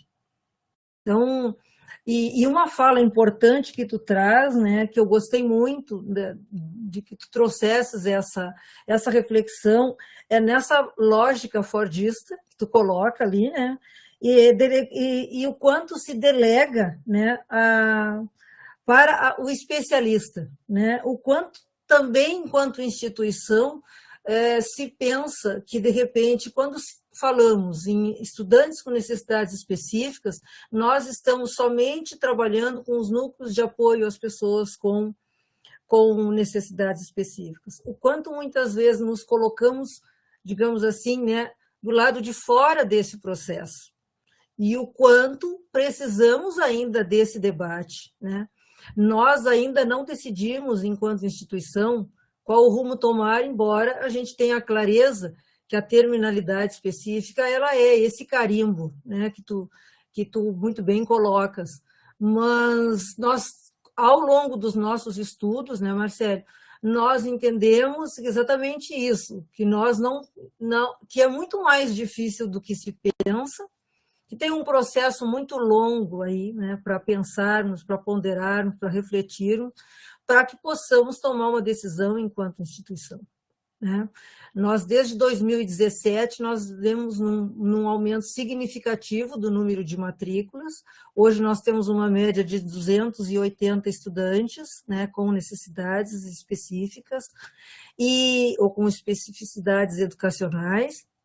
E nós percebemos, né, que tivemos, ao longo desse tempo, experiências exitosas, né, mas também temos muitos desafios, muitas inquietações, não temos muitas respostas para muitas situações, né?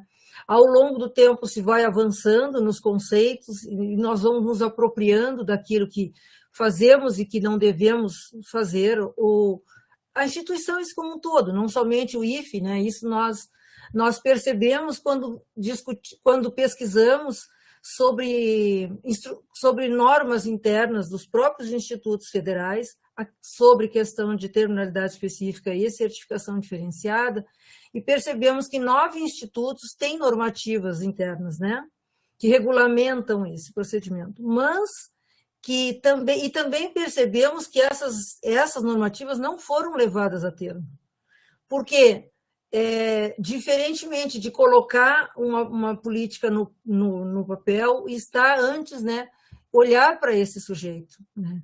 E, na verdade, quando a gente vai se apropriar, a gente vê o quanto é complexo, né? Então, a tua presença aqui hoje, né, nos trazendo essas reflexões, são de extrema importância, como diz o Marcelo, para dar continuidade nos debates nos campos também, né? E para que, enquanto instituição, nós possamos avançar nesse sentido. Ainda falta muito a caminhada, né? Nós podemos dizer que ainda temos muito que falar, que conversar, né? E desmistificar algumas questões importantes também, né, da pessoa com deficiência, que ou a gente superestima ou a gente subestima. Isso é algo que está posto também na nossa sociedade, né? Está na estrutura da nossa sociedade, como essa discriminação que nós temos, esse entendimento capacitista de que, né, as pessoas com deficiência não têm, né, capacidade para desenvolver um trabalho ou habilidades, né? E aí eu me pego olhando para Olimpíadas e aquelas pessoas que não têm braço e conseguem nadar, né? E a gente fica parado olhando e vendo o quanto eles conseguem se sobressair em tantas habilidades, mas nós, infelizmente, muitas vezes tentamos colocá-los dentro de uma grade ou dentro de uma caixa, um estereótipo de aluno, né, que a gente tem dentro do nosso ideal de aluno, né, que também, né, faz parte da academia, o quanto ela nos produz esse ideal de estudante, né, que não tem dificuldade, que tudo aprende, né, e que nós seremos felizes para sempre, né? E não é, a gente sai dela e encontra uma realidade muito diferente, né? Então, também te trazendo algumas questões, né? Nós percebemos que em nossos estudos há um alinhamento entre esses documentos atuais, o qual tu citaste, né? As diretrizes curriculares nacionais e a resolução do Educação número 1, da Educação de Jovens e Adultos, que eles trazem, entre outros aspectos, a ideia de uma certificação intermediária.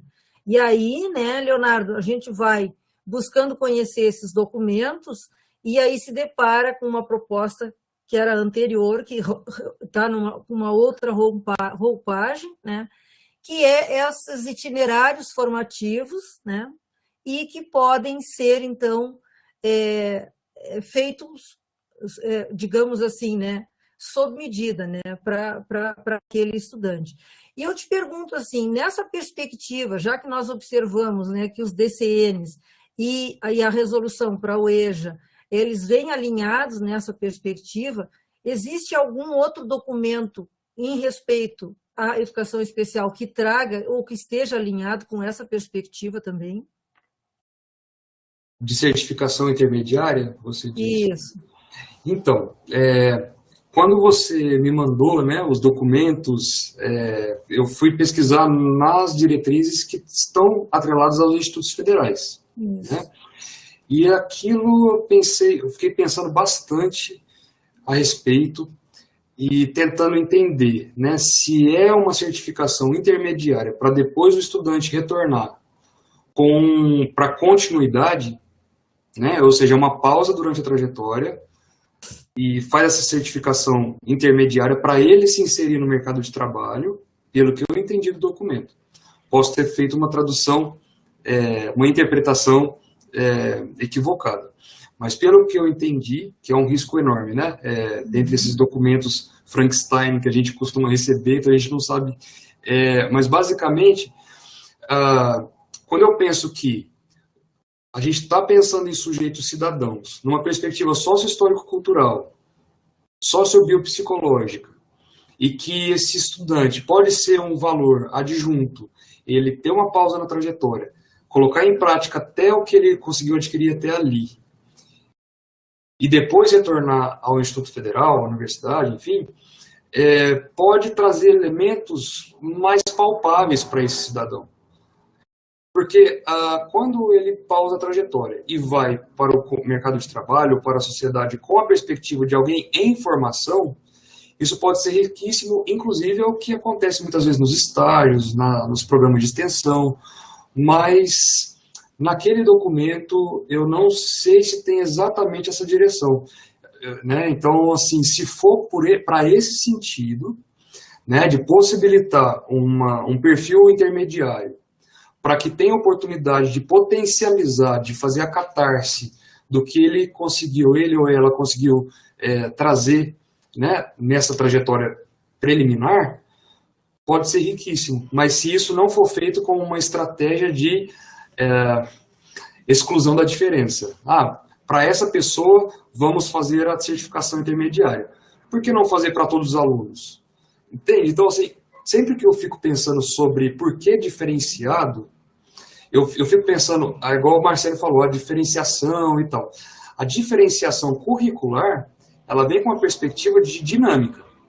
Então, a diferenciação enquanto dinâmica, um currículo dinâmico. Né?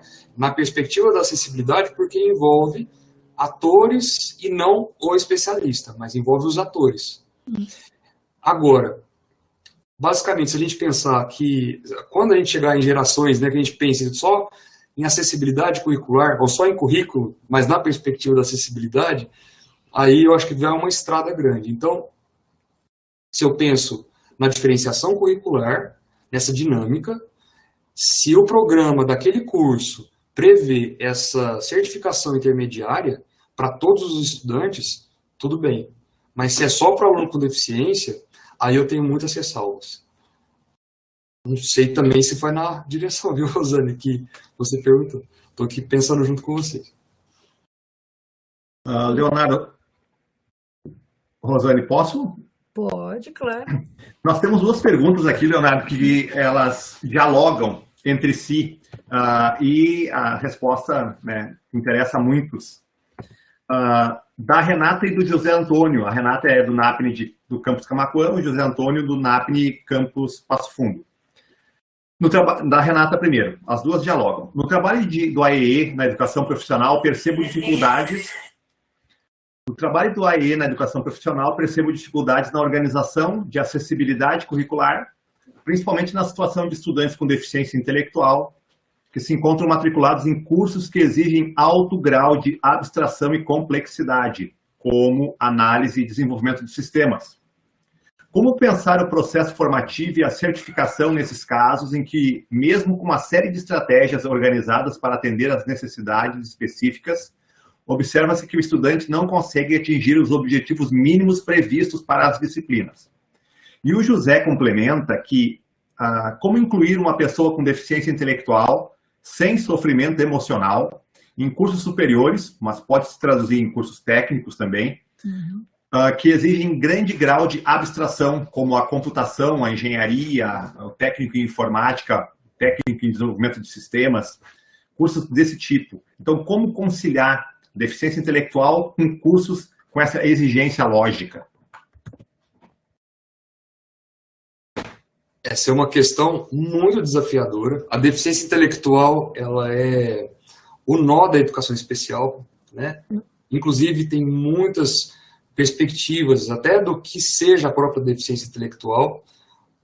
Sobretudo as leves, muitas vezes a gente percebe que pode ser uma produção do contexto socioeconômico, inclusive, de situações de violências em casa, enfim, a pessoa não necessariamente tem deficiência intelectual, mas tem problemas que são lidos na sociedade como deficiência intelectual, mas são consequências de, né? Então, na minha humilde reflexão aqui, tá? Com as perguntas da Renata e do José. Quando ela fala, né, a Renata, ela fala como pensar na trajetória, no percurso formativo e na certificação, né? Então, vamos pensar que a gente vai pensar no percurso formativo.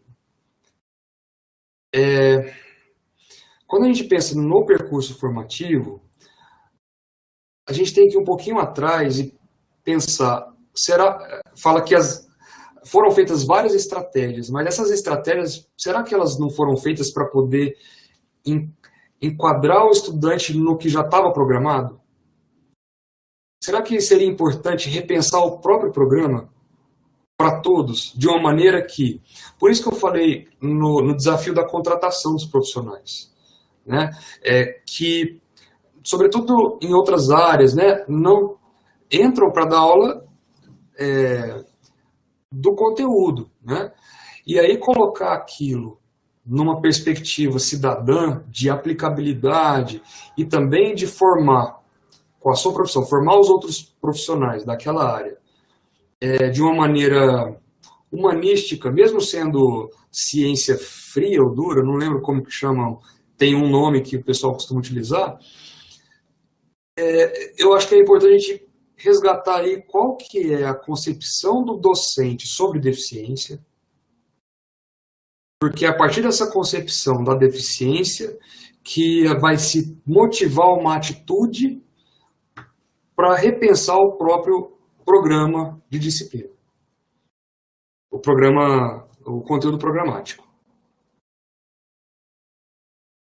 E aí, como o José perguntou, né, como retirar aí elementos que podem trazer problemas, inclusive emocionais, para os estudantes, né?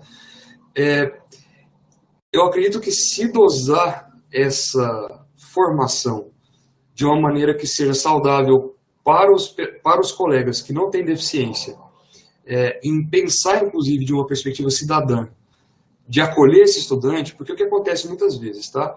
Isso acontece, pelo menos nos cenários que eu tenho convivido. A pessoa com deficiência, sobretudo a intelectual, é colocada à parte. Ela não participa sequer dos códigos sociais daquela turma. E agora a distância é pior ainda, né? Então eu acredito que, na verdade, se pensar na deficiência intelectual e pensar na certificação, é como se tivesse perdendo a chance de se pensar numa trajetória, inclusive para os pares, para conviver com aquela diferença de uma maneira que também adquira alguns elementos. Mas quais competências e habilidades foram desenhadas ou podem ser redesenhadas? A gente está tentando adequar com estratégias as competências e habilidades do programa. Mas é aquilo mesmo? Ela não é. Por isso que eu perguntei uma hora, será que a gente está pensando num currículo cultural? Cultural e mercadológico?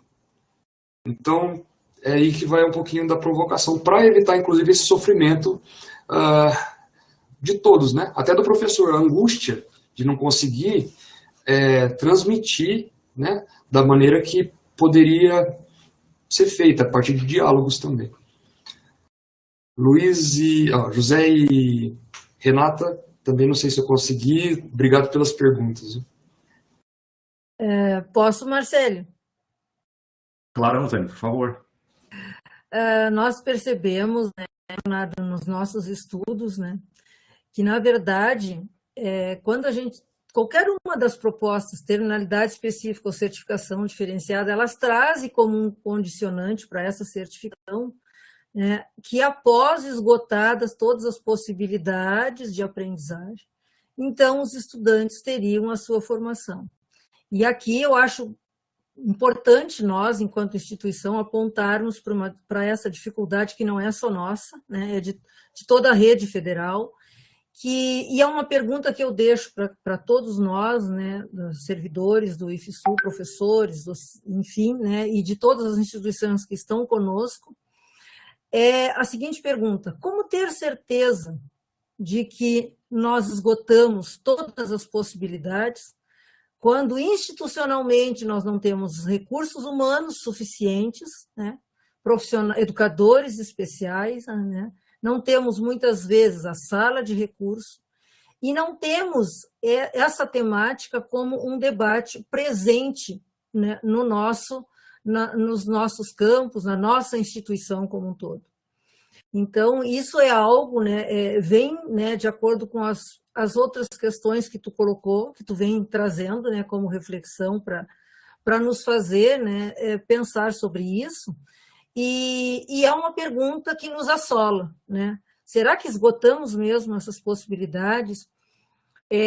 Tem uma fala da Associação de Síndrome de Down, que eles colocam exatamente isso. Se a instituição não consegue lidar com a aprendizagem ou lidar com as dificuldades, com a sua dificuldade de tratar, né, de promover um processo de escolaridade para pessoas que tenham deficiência intelectual, por que essas pessoas estão pagando a conta com uma terminalidade específica?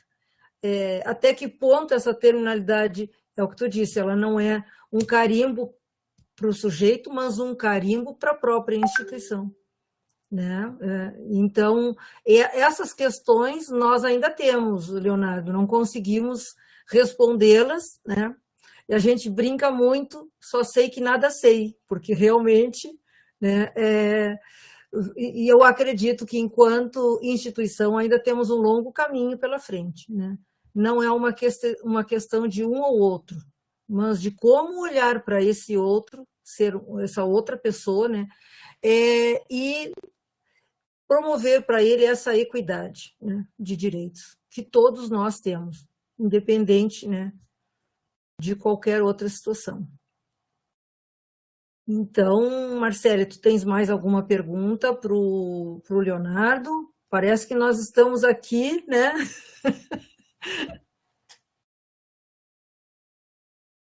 Leonardo, Rosana, se me permite, o Edson Pessel, Isso. Deixa eu ver se é esse mesmo. Edson Pessel diz assim, uma pergunta que ele fez lá no início da fala do Leonardo, inclusive. O currículo escolar da educação superior, ele destaca a educação superior, deveria ser refeito para todos ou cada docente deve adaptá-lo à necessidade de cada discente? Ou seja, um ensino quase customizado, assim. Bom, eu vou falar de conhecimento de causa aqui, né? Como que a gente tem feito aqui, mas não quer dizer que é o único jeito, tá? Então eu vou compartilhar uma experiência, resumindo assim. Aqui tem um curso que teve um aluno com deficiência, que tem um aluno com deficiência, e a gente tentou trabalhar na perspectiva da gestão democrática, tá? Como que aconteceu esse processo? Ok, temos um aluno com deficiência no curso X que tem a utilização de muitos instrumentos e a pessoa não tem mobilidades nos membros superiores. Então, como que a gente vai pensar na formação profissional para ele atuar com esses instrumentos, né? O docente, ele pode sim adequar o seu programa para a turma, considerando aquele aluno, e não customizado para aquele aluno, mas considerando aquele aluno. Inclusive pensando sim em tutoria entre pares, né? em outras estratégias durante o processo de ensino-aprendizagem. Agora, o docente também pode ficar à deriva se ele não passar em conselho do curso o assunto. Então, se eu fico apagando incêndio na classe e eu não coloco a questão no conselho do curso e não decido coletivamente sobre uma moral e ética do curso, acaba que esse professor vira o NAPNE, entre aspas, como local de aquele professor lá ele faz, o outro já não faz. Então, cada um tem a sua ética, a sua moral, e acaba ficando um departamento, um programa, um curso Frankenstein também. Então, todos nós temos diversas morais e éticas nos contextos, mas quando a gente fala de uma instituição pública, os debates democráticos precisam constituir uma moral comum para o acolhimento das diferenças, né? Então, assim, não vou fazer o ensino customizado para esse aluno, mas eu vou colocar em debate no público, no caso, no conselho, para que algum encaminhamento seja tomado. Inclusive, desse conselho, passando por aqui na UFSCar, a gente tem o curso que é pendurado no departamento, que é pendurado no centro e que está pendurado na Prograde, né? Então, enfim, tem as reitorias, só que se eu fico só no meu locus ali, na sala virtual que seja, né, a gente acaba por abraçar para si a causa, quase como, aí que vai dar concepção de deficiência também. Será que eu estou fazendo por compaixão? Será que como que eu estou me deslocando? O que está me motivando? Por isso que a gente fala da questão psicológica, né, do processo. O que está me motivando é a minha atuação docente enquanto um pacto político-social, ou eu estou sendo movido por uma questão de compaixão? Isso precisa ser apagado? Não estou dizendo isso. Só estou dizendo que só isso não é um motor suficiente para conseguir modificar uma coletividade, a moral de uma instituição, a ética de uma instituição que, infelizmente, está cristalizada naquele status quo, né, de ter o aluno padrão para atuar na profissão, tecnicista. Então, a gente aí tem que problematizar e estremecer um pouco, e isso vai do conselho do curso para a Prograde. A Prograde, se necessário, vai passar para a Procuradoria Jurídica, igual aconteceu aqui. Vai passar para a Procuradoria Jurídica e vai passar também para a Advocacia Geral da União. Volta da Advocacia Geral da União com o respaldo. Não, essa pessoa tem todo o direito de que no percurso as situações sejam promovidas para que seu direito de aluno seja legitimado. Né? É aluno. Antes de tudo, a gente não está falando de pessoa com deficiência, a gente está falando de aluno, que tem características específicas que a gente não pode apagar, nem a própria pessoa. Às vezes ela até não se autodeclara, muitas não se autodeclaram como sendo pessoas com deficiência, sobretudo quando não entram via reserva de vagas, e querem se apagar na universidade, né? No universo. Porque passou toda uma trajetória de estigma, que é apagar isso, né? Então tem uma questão psicológica também de resiliência, né? Então, se for falar com base no que a gente vivencia aqui, a gente não customiza para o aluno, mas a gente problematiza o curso na coletividade e, se necessário, extrapolar os muros do próprio curso, para que algum encaminhamento traga respaldo para a instituição. Nós respondemos pela federação. Nós respondemos como uma entidade pública. Somos servidores públicos e a gente tem que receber o cidadão no direito de trajetória de formação profissional, porque é o nosso papel. A gente está aqui como esse tipo de profissional. Se a gente fosse outro profissional, talvez não seja o papel no ensino, mas seria em outro lugar, né? Então, eu vou compartilhar com a equipe aqui um link sobre essa trajetória que aconteceu na UFSCar, que está documentada, que talvez tenham elementos eventualmente, enfim, complementares para vocês, enfim, tá?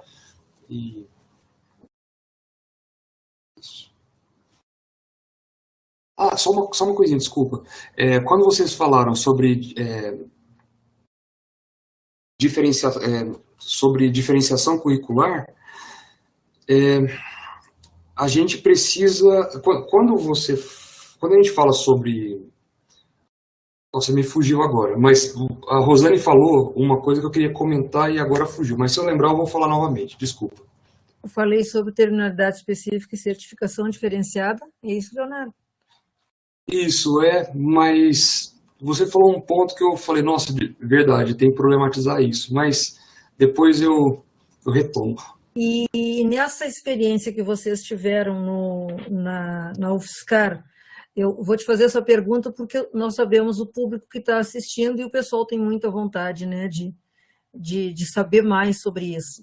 É pensado uma certificação integral, porque isso é uma outra discussão que a gente tem aqui, e logicamente que tu passasses por ela também, né? Acho que todas as instituições passam, porque essa é a grande diferença da terminalidade específica e a certificação diferenciada, né?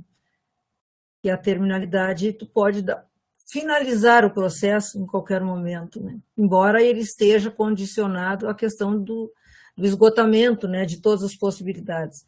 E a certificação diferenciada, ela pensa numa formação, uma certificação integral, né? Com itinerários formativos, mas uma certificação integral. No caso e esse é uma das questões internas que temos, assim, que precisamos debater entre nós, né? Qual a representatividade dessa certificação integral ou não, né? O que nós trazemos como algo que impede essa certificação, né? Parece que o sujeito não tem direito a ela, se ele fez algo diferente. Exatamente o que tu colocas, né? Quando a gente coloca o estudante no lugar do estudante, tendo que dar uma única resposta, né? E a gente não consegue entender quando a resposta é diferente, né? Isso, sobre isso mesmo que você provocou de novo e eu lembrei. Basicamente, eu acho que a gente está com muita poluição de terminologias. Uhum. Nossa, tá muito, né? Parece que tem tanta coisa que a gente está querendo garantir o direito da pessoa com deficiência no processo de ensino-aprendizagem na sua formação. Então, até fazendo uma analogia, né? Quando você está num rio, assim, em águas calmas, né? Se você movimenta muito, você não consegue ver as pedras lá no fundo, né? Então fica aquele rumor de águas tremendo, a gente não consegue visualizar o fundo. Quando a gente para um pouquinho, a gente quer alcançar o objetivo de pegar a pedra bonita que está lá no fundo, a gente precisa parar um pouquinho para ver onde é que ela está. E aí, com essa poluição, né, terminológica, né, se é flexibilização, se é certificação integrada, se é certificação diferenciada, vai confundindo a gestão do processo também. Uhum. Então, acaba que o próprio aluno não sabe... Imagina um aluno que chega do ensino médio e que está saindo do ensino médio e entra para um universo diferente, que tem uma perspectiva profissional futura, uma expectativa profissional futura, e que vem tantas possibilidades estranhas.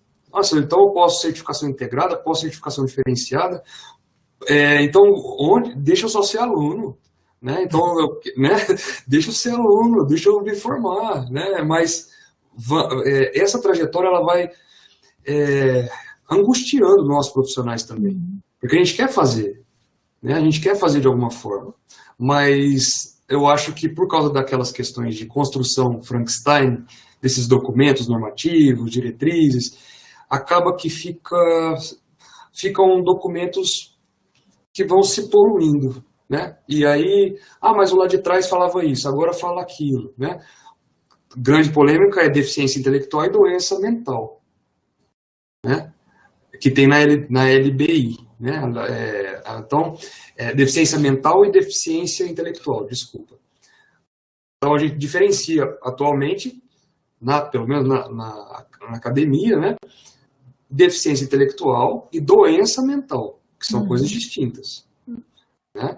Então, Agora, a deficiência mental, ela também tem várias polêmicas. Mas aí fala, mas isso é deficiência mental ou deficiência intelectual? Então, sabe essas questões terminológicas vão confundindo a gente? E eu acho que existe aí um exercício de querer emplacar algum nome, sabe? Aí a gente acaba ficando perdido. E nós estamos recebendo, né, Leonardo? Nós estamos recebendo desde o início do ano vários documentos. Nós conversávamos sobre isso, eu e o Marcelo, na sexta-feira, porque nós estamos fazendo toda uma discussão em torno de como vão certificar os nossos estudantes. E, de repente, a gente está recebendo documentos que trazem uma outra proposta. Então, a gente ficou conversando sobre isso e pensando até os aspectos que vão implicar essa nova certificação. Bom, mas são esses atravessamentos que nós estamos recebendo, né, Leonardo? Com diretrizes, né, para diversas modalidades, enfim, então, né, nós, enquanto instituição, também estamos sendo sobrecarregados, né, num momento específico de uma tomada de decisão, né, e que, logicamente, não vai ser agora, mas que, enfim, né, eu acredito que hoje nós estamos, com esse evento que começou dia 26, nós estamos dando um start nessa caminhada, né, nesse processo de reflexão, né, acerca do que queremos, né, para a nossa instituição e do que precisamos, né, ponderar ao longo desse caminho. Bem, Leonardo, ao adiantado da hora, né, não sei, Marcelo, se tu queres... Eu vou encerrar e depois te deixo à vontade, tá, Marcelo? Nós não combinamos o jogral. Então, Leonardo, eu queria te dizer assim, o quanto estamos imensamente gratos, né, pela tua fala. Ela nos desestabiliza, ela nos deixa, né, sem chão em muitos aspectos, né? Tu trouxesses questionamentos muito importantes e pontuando questões importantes da nossa sociedade que foram sendo desenvolvidas ao longo do tempo e quanto nós somos atravessados por ela, né? Quanto nós precisamos nos despir dessas construções que nós trazemos, né? E o quanto ainda é importante a gente continuar nessa caminhada de discussão. Com certeza vem marcar um momento muito importante e significativo para o IFSUL. Eu queria agradecer, então, a tua presença, também agradecer às nossas tradutoras e intérpretes, as meninas que estão aqui já há quase 2 horas conosco, a Alexandra e a Francine, a nossa coordenadoria de comunicação, que está sempre junto conosco, aos colegas nos bastidores, Leonardo, porque não se faz nada sozinho, né? Tu sabe que sempre tem, então estamos com a Renata e o José nos bastidores conosco. Queríamos também convidar para a última etapa desse projeto, que vai ser realizada no dia 2 de setembro, agora, depois de amanhã, com outra, às 19 horas, e com outra professora, a professora Carla Vilaronga, que tu citou, né, que é professora do IFSP. É IFSP que a gente diz? IFSP, né? IFSP. E também colaboradora de vocês na UFSCar, né, no projeto de pós. E ela vai falar sobre os núcleos de apoio às pessoas com necessidades específicas e o plano educacional individualizado, né? Nós já tivemos a primeira fala e que estamos, né, caminhando nessa direção. E aí eu gostaria de passar, então, a palavra para o Marcelo e a gente vai se despedindo, vai deixando tu descansar. Certo, eu uso 2 minutinhos de fala. Eu estou fazendo uma pesquisa, né? Meu foco é deficiência intelectual e a partir de um comentário bem importante de um colega nosso ali de Sapiranga, o Walter, que é um colega do NAPNE, que, assim, encaminhou uma discussão querendo escutar a pessoa com deficiência. Então, dar voz à pessoa com deficiência. Então, nessa minha trajetória, assim, eu fiz a pergunta, né? Está começando ainda, é uma trajetória inicial, mas que nesse contexto é interessante ouvir o retorno desses estudantes. A pergunta foi assim: se você recebesse uma certificação diferenciada, depois de um contexto todo, né, o que seria a certificação diferenciada, o que isso significa? Então, em palavras diferentes dessas que eu estou dizendo agora.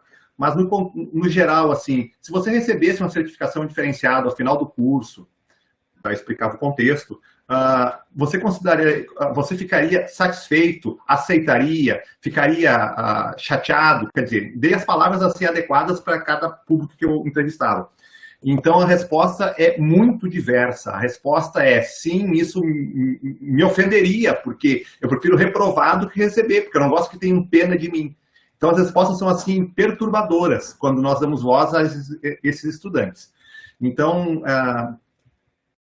assim, trazer essa mensagem que o Walter me inspirou, assim. Esse público tem a sua voz e pode tomar suas decisões, fazer as suas contribuições nesse processo todo. Nada sobre nós sem nós, né? Às vezes a gente subestima essa máxima. E então, te agradecer, Leonardo, muito por ter partilhado a tua ampla experiência no tema, né? Um sonho de consumo a tua formação, como a Rosane falou no início. Mas, assim, agradecer muito, nos colocar à disposição para tudo que tu precisar, assim, né? O Instituto. E desejar a todos que estão nos prestigiando, assim, reflexões aprofundadas sobre a temática, que não existe resposta fácil nem caminho tranquilo. O caminho é tumultuado porque a gente tem que revisitar várias práticas arraigadas, assim, há gerações já. Nós aprendemos de uma maneira e teríamos que fazer a transmissão do conhecimento de uma maneira totalmente diferente. Ninguém está fora dessa expectativa. Então, deixar os agradecimentos e passar a ti, assim, para a tua mensagem de despedida, agradecendo muito o contato dessa noite. Marcelo, Rosane, equipe toda, tem aqui Marcos Neves, a Júlia Leite, Alexandra, Francine, né? Quero agradecer muito a cada um de vocês, a todos os que acompanharam a live de hoje, e dizer que eu estou muito feliz mesmo desse diálogo, porque vocês me provocaram e eu tive que mergulhar em muitas leituras para conseguir compreender e traduzir um pouco o que vocês me mostraram do Instituto Federal, do IFSU. Então, que mais oportunidades dessa possam acontecer de diálogos, também sigo à disposição ao UFSCar, o Grupo de Pesquisa Identidades, Deficiência, Educação e Acessibilidade. Compartilhei o link com vocês de 2 materiais específicos e talvez possa, ao menos suscitar algumas provocações a mais, tá bom? Então é isso, gente. Uma boa noite para vocês, um abraço e se cuidem. Todo mundo continua se cuidando, mesmo com vacina, tá bom? Tá bom, Leonardo. Obrigada mais uma vez. Boa noite a todos. Um bom descanso para todos nós. Né? Boa noite. Boa noite.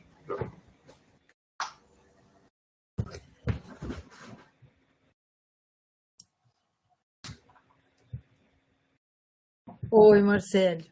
Estamos fora do ar? Estamos fora do ar? Não sei. Não, ainda não.